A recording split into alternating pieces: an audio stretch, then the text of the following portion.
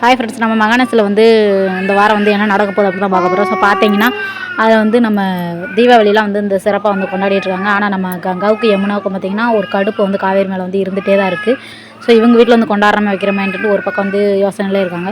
அதுக்கப்புறம் பார்த்திங்கன்னா நம்ம கங்காவை யமுனா வந்து வீடை விற்கிறதுக்கு வந்து பிளான் பண்ணிட்டாங்க. நாங்கள் வந்து வீடை விற்க தான் போகிறோம் அப்படின்றக்காக வந்து நம்ம கங்காவுக்கு வந்து சீமந்தெல்லாம் பண்ணிகிட்டு இருக்கும்போது சொல்கிறாங்க, அது எதுக்கு விற்கிறீங்க அப்படின்னு சொல்லவும் கங்கா வந்து அவங்க தாத்தாட்டே விஜய்ட்டு வந்து பேசுகிறாங்க. இந்த வீடை விற்கிறது எனக்கு சுத்தமாக உடன்பட இல்லை. ஆனால் எங்கள் அக்காவும் என் தங்கச்சி வந்து சொன்னால் கேட்க மாட்டாங்க அப்படின்னு வந்து சொல்லுவாங்க. சொன்னோன்னா பார்த்தீங்கன்னா அவங்க இருந்துட்டு பேசாட்டி அந்த வீடை நீயே வாங்கிட வேண்டியதானே உன் பேரில் அப்படின்ற மாதிரி சொல்கிறாங்க. அதுக்கான அமௌண்ட்டை மட்டும் நம்ம கொடுத்துடலாம் அப்படின்னு சொல்கிறாங்க. சொன்னோன்னா பார்த்தீங்கன்னா அப்படியே சரி அப்படின்னு வந்து கொடுத்துடலாம் அப்படின்னு வந்து எல்லாரும் சொல்கிறாங்க. வந்து இங்கே எல்லாரும் அவங்க தீபாவளிலாம் கொண்டாடி முடிச்சுட்டு அவங்ககிட்ட வந்து விஜய் வந்து எல்லாத்தையும் சொல்கிறாரு.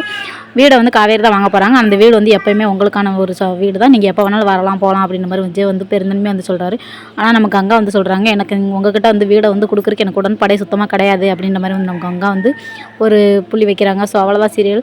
அடுத்த ஒரு ஃபுல்லாக தான் நடக்குது. Okay, bye, Tata.